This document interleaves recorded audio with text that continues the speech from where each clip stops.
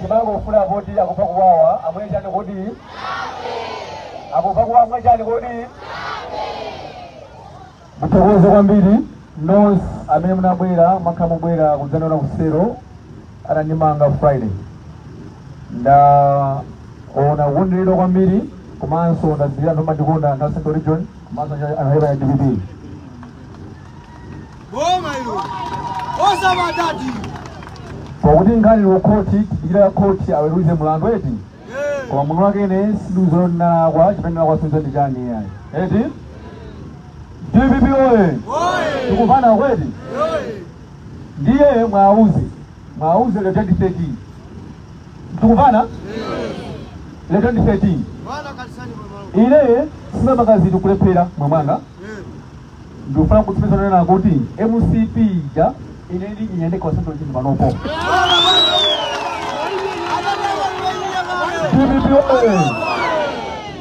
ile simpa ngana uzaji kwa ndi anthu ndimakwenda kuseka kwa mutangoro wa ndiyama ndima mpana mpaka gugo kula digilire bwanji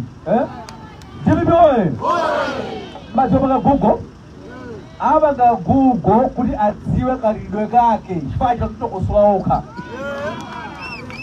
aliwa kusolanda kukhala tipapaka misonkhano yathu mwantendere palida amene mamana eti nde zifo loti gale phela iwaja momwe apereke mafuta apereke forex apereke chimanga kwa anthu agule frezo tsika mtengo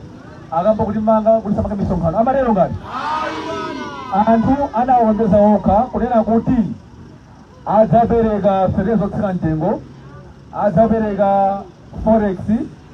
china chilichonse analengeza okha nthawi ija 2020 ndiye lero dzafule kwakumbutsa anthu kuti zimanga naye sanapange ndipantholakwa komanso amakhana mapanga za dzikwani chani chilapanga dala kuti tiona dzikwa njaje timafuna lero akanatha lero akanangotuta lera dzikwa njaje amathaliliro kodi ndi aniko adzionera kuti chaka chimene kalipo mali musipirizoka ndi chili chokodi pasi system namba tikuvota mavoti tikhalomanga silitopa silifoka siligonja iya eti za ukoti zomuzisiya zimene zozo ngati ndinolakwa koti zagamula ndi mpholakwa komanso ngasite ndinolakwaso koti zilaniso kodi zagamulanso koma nkhani ili pano ndonena kuti bomba la MCP lichoke litipita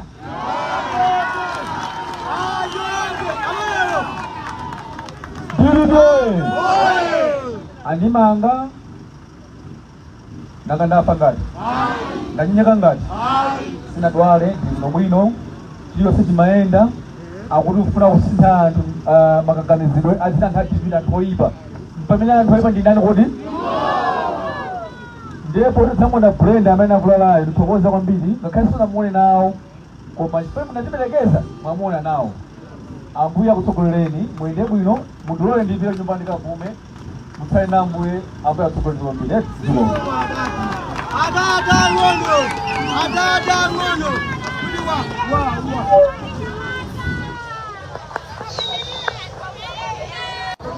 Nyama Rosebet.